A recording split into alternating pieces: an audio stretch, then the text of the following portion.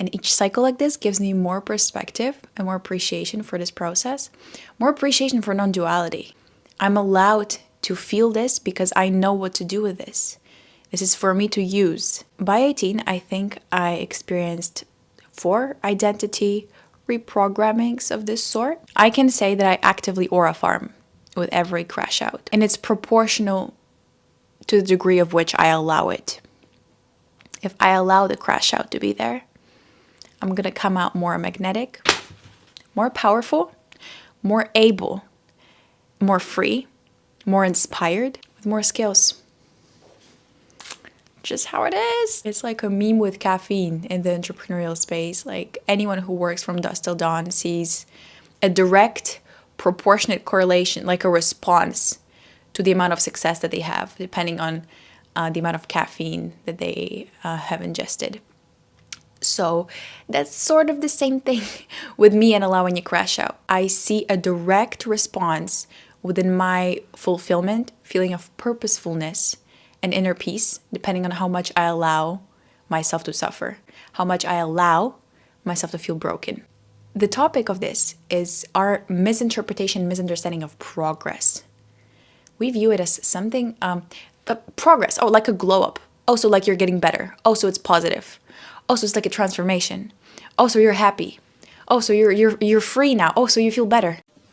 Shush. Progress is observing and noticing parts of your identity that you want to get reborn. For that, they need to die. Removing everything that is no longer worthy of you sustaining its life. It's seeing how you don't need to fight for some things to survive anymore. Anything that you need to force to survive, it just wants to exit. Let it. The more you allow things to make you feel bad, the more you stop pushing yourself, pressuring yourself into always being in a high vibration, because you connect a happy emotion to a happy vibration and a bad emotion to a low vibration, which is absolutely not how it works. Through desiring something and running in its direction, you emit lack of it. Even by getting too excited about seeing your progress, you're like, oh, that's good. I'm gonna try even harder. You're showing that you're desperate. Your identity hasn't caught up yet with being it. And you start seeing a little glimpse of evolution, a little glimpse of it getting better. You're like, oh, because your identity is still grounded within the old unsafe settings, and you're afraid to lose this new refreshing feeling. So yeah, it will run away. You lost it right there when you started running in its direction. Every existential block on the road I hit shaped my identity. And of course, for that, it had to be wiped, but that's a different conversation. It had to be completely destroyed. It had to be dismantled. Disassembled, divided, detached, disjointed. Disunited. I want us to nurture being lost. I want us to all channel our inner mothers. Sit in this profound, meaningless hopelessness and help yourself out of it by listening and allowing. By accepting that it's the nature of reality to shed and grow. And we all have our own pattern and pace of these cycles. And with each cycle like this, you will notice that if you pass the test of learning how to allow it to become more of yourself, not to grow a new layer of something that isn't you, but to remove what's not working, what's no longer worth entertaining. If you pass it, you will dilute? Is that the word? Dilute? Remember when I said subtract? Because I ruined the perfectly fine video with the word subtract instead of saying subtract. Girl, and I also said it like in every sentence. We all know you're Ukrainian, but you had time to... My Ukrainian settings just come through at very inconvenient times when the video gets viral. And I'm like, oh, subtract, with a very serious face. So now I have to check. What did I mean when I said dilute? Because I know it means something that I mean with it, but what does it mean? Words are so interesting. Weakened by the addition of water or another solvent. Diluted.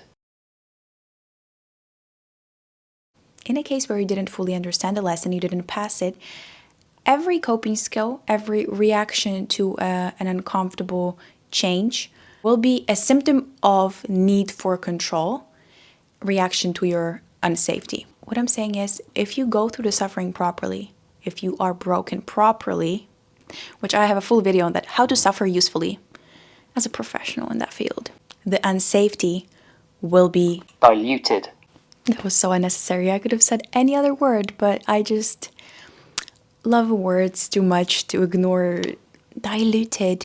Nothing but surrendering to insufferable pain. Real progress is achieved through imbalance. There is no balance in going to the next step.